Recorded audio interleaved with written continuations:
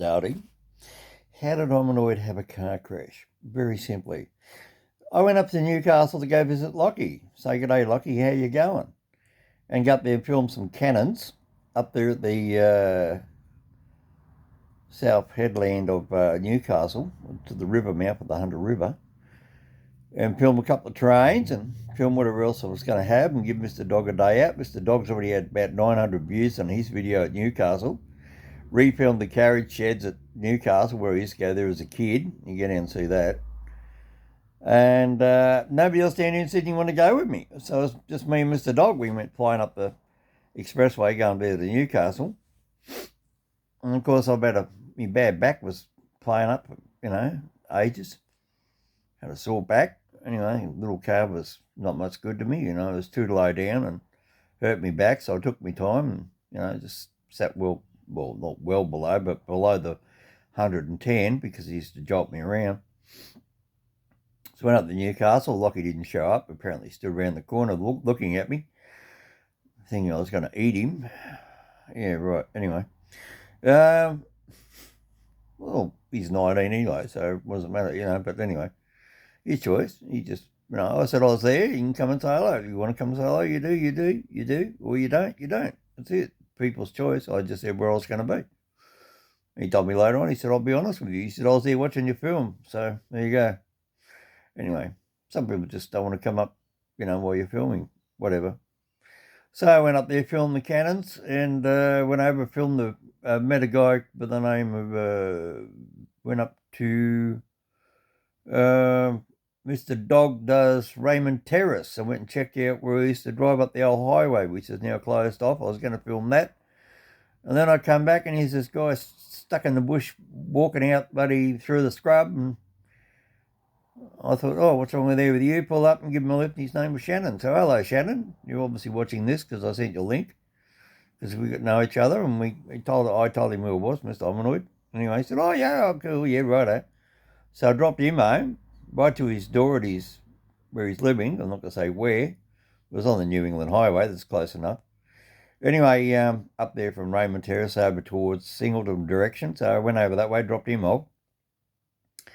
And then I went into Singleton, gave Mr. Dog a bit of a bite and a feed and a drink up there around Singleton in the park, and, gave him his bowl of water, being a good little dog. I thought, oh, I'll head down the highway. So I go through Singleton, go down film the train station because I knew the train was coming in, film that train, get in and see it. Singleton to Scone train, filmed that and got on the car and started driving. So I went out the Putty Road and went out to Bulga, had a look at Bulga, seen the flood damage that was out there, but by then the sun had gone down, so it's just on the cusp of dark. So that little white car had very low dim headlights. They weren't very bright at all, so even high beam they weren't very bright. And so I couldn't film nothing. So done the usual thing when you duck into a small town, when you use the bathroom, and just seen there was nobody there. It's all dead, shut, quiet, Sunday night.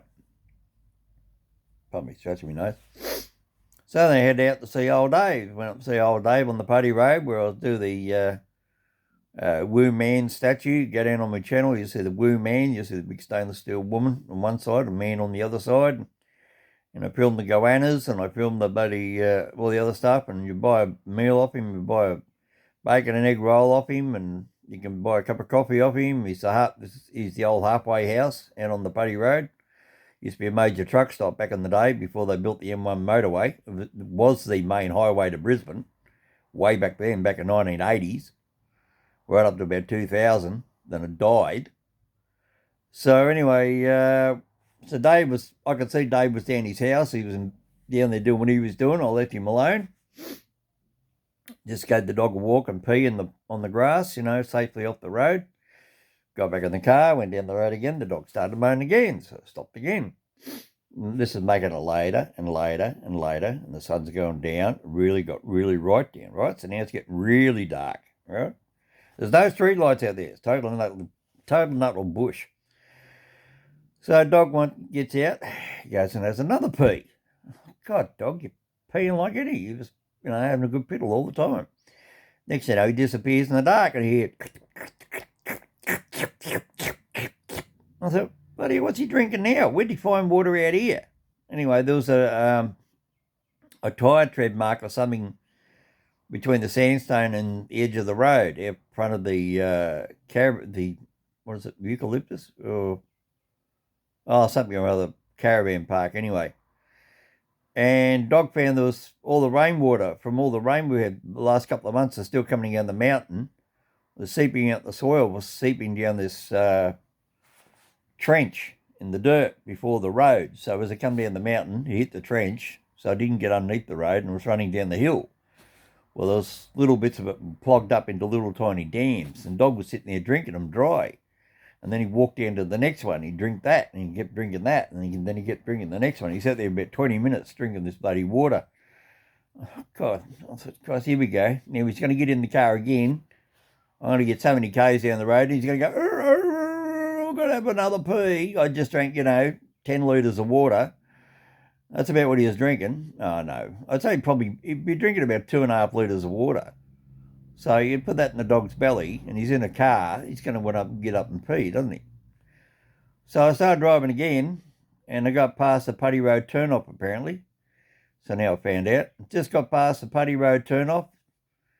Off the Putty Road, there's a road called into the Putty area, Putty Valley.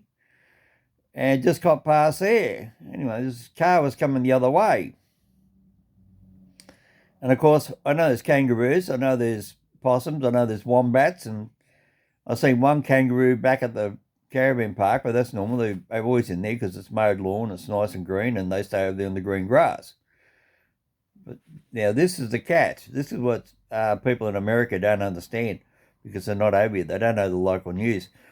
Because we have major flooding, parts of the road now have been blocked off, and they've got guys and women sitting out there 24/7 with traffic control traffic lights, and there's only parts of the road have collapsed into the creek along the Putty Road down through Garland Valley. So they've got traffic lights either end of the sections, and these guys are going to sit there and manually let you go through. And also they've got a weight restriction now on that road, nothing over 10 ton, which means all the interstate freight has got to go up the motorway, which means now there's no trucks at all on the Putty Road, which means it's dead. It's dead quiet. Now, don't forget we had the big bushfires. All the animals got killed. These new animals that are now being raised up, all young, never ever seen big semi-trailers. They're not scared of the road. They don't realise it's a road. They're not used to being there 5 years ago when all the semi-trailers are going through, and the animals learnt, trucks, keep away from the road. See? So now they're walking out there onto the road, and they just think, something where there's no grass. We'll just cross over here, we'll go to the other side. You get it now? Because that's what the wildlife does. When you keep a constant supply of trucks going through, the wildlife runs away, and then they learn to keep away. Well, there's been no trucks there now for 2 years. Get it now? See the problem? No trucks, had the bushfires, all the educated animals are dead, all the new ones have moved in, only young, they've got no idea what a road is. So I come up the road, and this other guy comes the other direction. That's the key point. So he dips his headlights, and I dip mine. Then as I dipped mine, my light went blink down like that, right? Blink. It looked like as if I was a predator. You get it? And you see the eyes of an animal in the dark, and they blink because they reflect. Well, this possum, big possum, seen my headlights blink.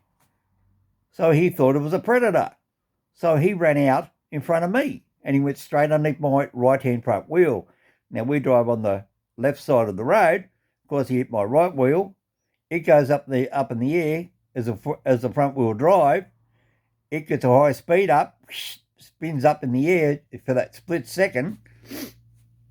When it comes down, rips his guts out, and then it skews off to the left because it's a right front wheel. It's going faster. It turns like that. I'll do it this way so you get it, right? So here's the right wheel.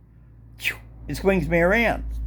I go hard left because the bloody possum made the wheel go up and spin, You know, like when you're driving a car and all of a sudden it was up on the jack and you can spin the wheels up, and then if you drop the jack and the front tires hit the ground, it goes, oh, just like an airplane taking off. You know, when you see an airplane land and they go, oh, as they hit the runway, it was the same effect.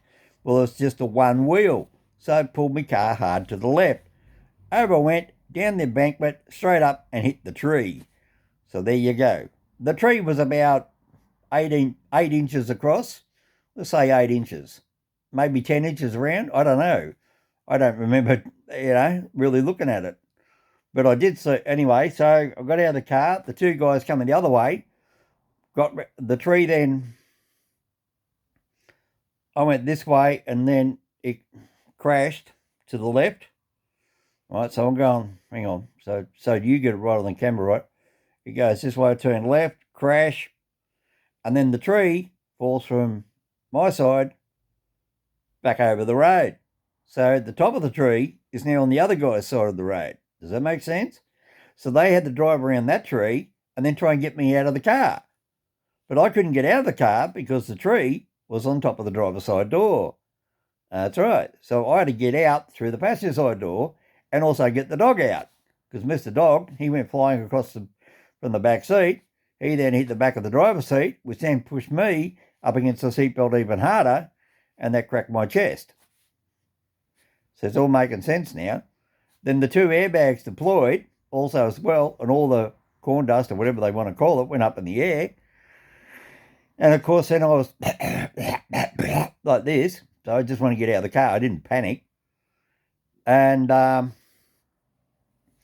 so the next thing you know, the passenger side door opens up there by the other two guys. Thank you very much. That was, trying to think of their names then. What were their names? Was it Michael? I think he said his name was Michael, I think. Anyway, they were going up to what they call the Monastery, very devout Christians. They go up there for downtime. They go there for about a week. Anyway, so they got me out of the car, and I got the dog out of the car, and of course there's no cars coming through. It's Sunday night. It's 8:30 at night, and half the roads are closed with road damage, so there's no heavy vehicles allowed, and there's no locals driving around, and there's no through traffic because people will come back from their holidays already last week. So the road is dead as a doornail, right? It's absolutely dead. And I'm out in the middle of nowhere. So, next thing you know, I started getting all my stuff out of the car, what I could get. I don't know why I even bothered. I should have just left it there, but I did take it off. Well, naturally took my wallet and my bag and whatever else I needed. And went down the road and we tried the first emergency payphone. It didn't work. Went down the second emergency payphone. It didn't work either. So I had to keep going north from the Putty Road. So I went past the Putty turn-off, went down to the caravan park where the young boy got lost last year, where they had the big rescue thing set up there for him. It didn't work, so went past that one, went up, and I had to go all the way back down to Dave Thurston's stables. And then I could see his light on still way down the back where I first stopped on the way out there with Mr. Dog. So then I walked over in there, and of course I had to climb underneath the gate with my chest still locked in my diaphragm on the, what do you call it? I'll think of the word in a minute. And I then had to go down the other gate and then climb over through the fence post of that and walk down across the paddock down to his house because he's way up the road. And yell out, Dave, Omenoid, had a car crash. Oh shit, what the hell are you doing out here? Oh Christ, 20 past 9 by this time. So then get on the fire and the ambulance and the police rescue. And then sitting there, next thing you know, the fire brigade rings up from the 000 call. And we told them where I thought I was, but it turned out I didn't. They come out their driveway from Putty onto the Putty Road, turn left.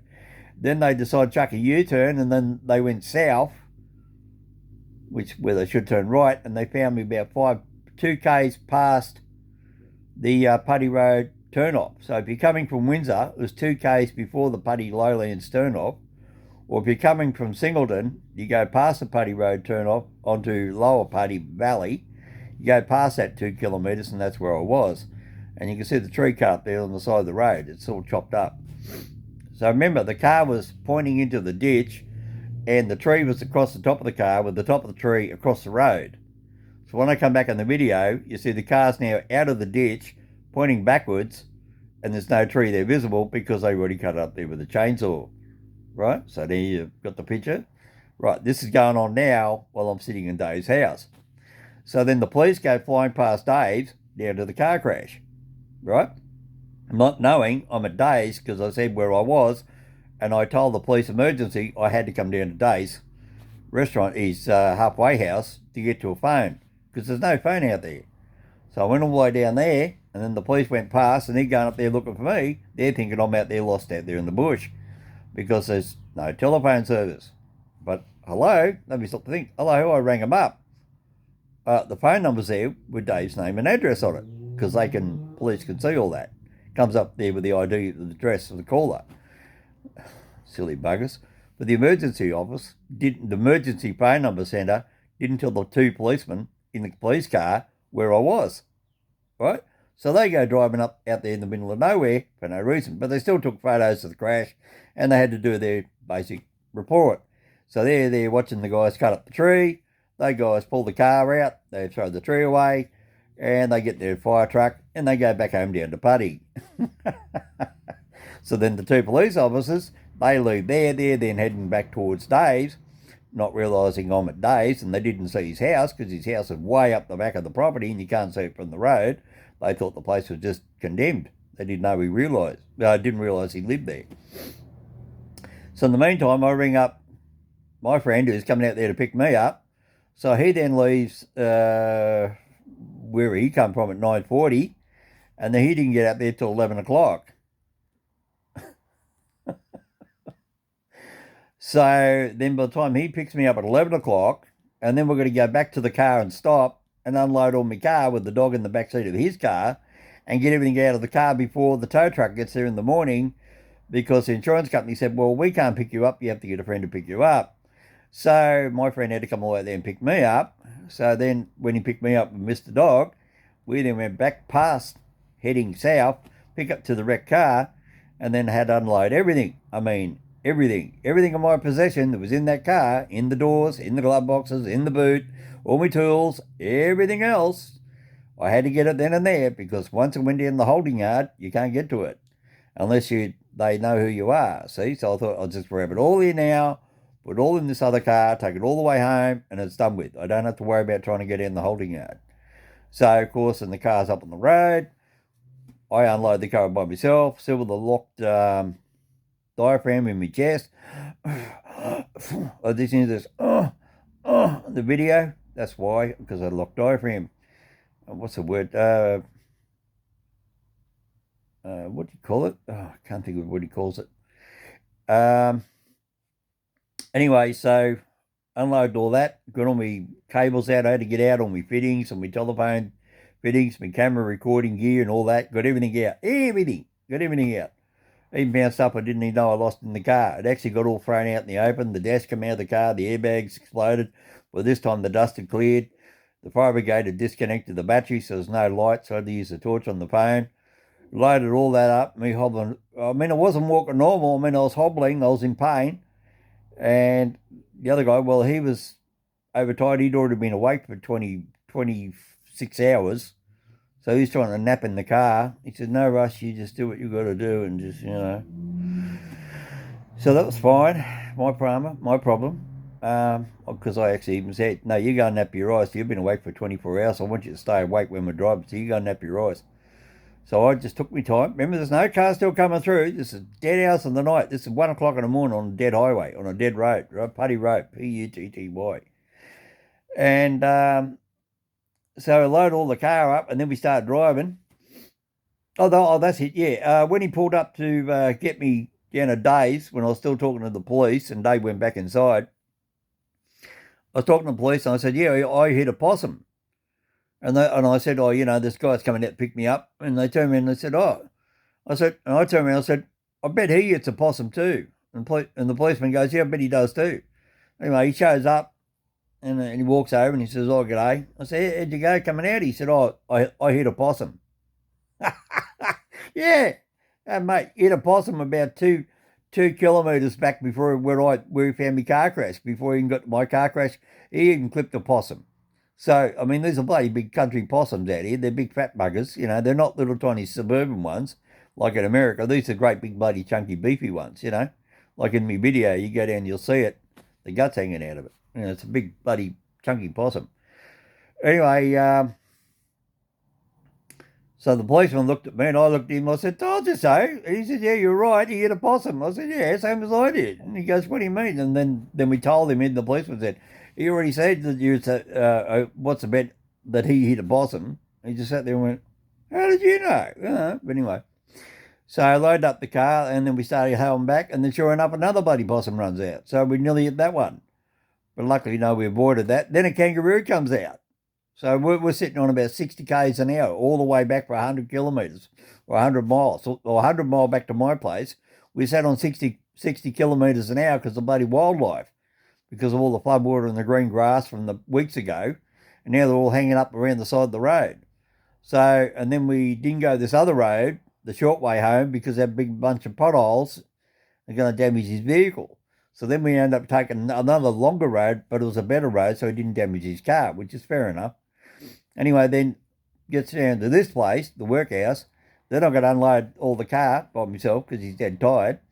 And then I'll bring it all in. There's only 2 bags full by this time. I put one inside a shirt. We used a great big flannelette shirt as a carry bag, and the other one was the big shopping bag I had. Brought all that inside, and then off he went. And away he went, and I looked at the clock. It was 3:30 in the morning by the time I got home. So then next morning I got up. I said, "Oh, I can't deal with this. Chest in the pain." So I went over to the hospital at 10 o'clock in the morning, and I got out there at 8:30 last night. Turned out there's nothing wrong with me. I just had a locked thing here in your chest. Can't think of it. Still can't think of not esophagus. It's a bone that's in your chest. Well, what happened was the male nurse come around and picked me up there, do my chest x-ray. So, I can't move. So he leaned over from the back of me, put his arms underneath both my shoulders, put his hands underneath both my shoulders and picked me up that way and dragged my ass up on the bed to do the x-rays, and heard this crack. He cracked it back into place. And then now I realise too, all my back pain's gone. So one good thing that's come out of it, I've had all my back pain now relieved, and I'm feeling a lot better, and now I'm walking normally. So it actually done me the world of good. It actually straightened out my spine, and he chiropracted me back into shape as well. So in a way, worked out good as far as physical goes. But I shouldn't admit that. But I'm still bloody sore. I'm bloody sore all over. But anyway, they done a CT scan with what do they call it? Contrast. Did all that and x-rays and everything there from the neck and foot right down to the hips. And then I finally got out there at 8:30 last night, come home, went to bed and had a cup of tea and a cup of coffee and just had the painkillers and scoffed down a bit of food. I hadn't eaten for 24 hours. Yeah, well, I hadn't eaten for 24 hours. I ate at Singleton. I had nothing to eat. So then by the time I got home, it was 24 hours later. So I was starving. So I had a big feed there last night, slept like a baby and woke up at, it was about 7 or 8 o'clock in the morning, and then went to the loo and then got back in the bed and just sort of shut my eyes for a second. Next thing I woke up, it's 10:30 in the morning. So yeah, slept real good. Anyway, so that's about what happened there with Mr. Omenoid. That's the story. So the guy coming out to save me, he hit a possum. And the policeman even joked about it when I said, "Oh, he'll probably hit a possum too." He said, "Oh, we'll see." And then he admitted he did. And that's how I got skidded. The right-hand drive front wheel skidded on the possum. When it reconnected with the road, it went choom and turned hard left. Down I went, down the embankment. That's why all the gravel's on the road, because the car was skidding sideways. So when you look at the video, you'll see me talk about all the gravel. That's right, because the car went sideways and veered down into the creek, down into the embankment. So anyway, I'll go there when I get the other car. I've already got the other car ready to go in the backyard. All I've got to go down and put the CTP on it, put the green slip on it, take it down there for a pass and rego inspection, pick up my private plates. I'm already still on hold. I'll go put them on, throw it on. I should be on the road by Friday. So I'm annoyed to be back on the road. And I've still got another spare car behind that as well. It's registerable. So, no, I don't bother buying brand new cars. I want to get rid of them all. Well, I didn't mean to get rid of it that way. I'd rather sell it than ride off. It's a great little car. I'm going to miss that little white Hyundai. Beautiful little thing. But anyway, little 2006 Hyundai Getz 2-door. Little beauty. You get one of them, mate, don't lose them. But when you get old and fat, they're too low to the ground. If you're young and skinny, great car. Very economical. Fantastic mileage. Went everywhere in that little Hyundai Getz. All the way up the Queensland border, all the way out through the mountains, all the way up the Putty Road, all the way up the New England Highway, all the way down the Pacific Highway. Great car. All the way down around Sydney. Even took poor old Daniel out in it. We went up that day up there at Watson's Bay. Anyway, going to miss the little thing. So Mr. Dog's you won't see any more Mr. videos of Mr. Dog in the back seat anymore. She's gone. See, you'll see Mr. Dog now in the back seat of the red one. So there you go. So, click like, share and subscribe if you like Mr. Omenoid channel and you go down to the video and the car crash and want to see some more stupid things that can happen in the future. Well, that does happen. Well, you better like, share and subscribe to the channel and say good day and see you then. So from me, Mr. Omenoid, keep a smile on your face. Remember, any car crash you have, as long as you can walk away, it's a good car crash. It's inevitable. If it's going to happen, it's going to happen. If you can get to walk away, that's even better. Me, Mr. Omenoid. Take care. God bless. Look after yourself.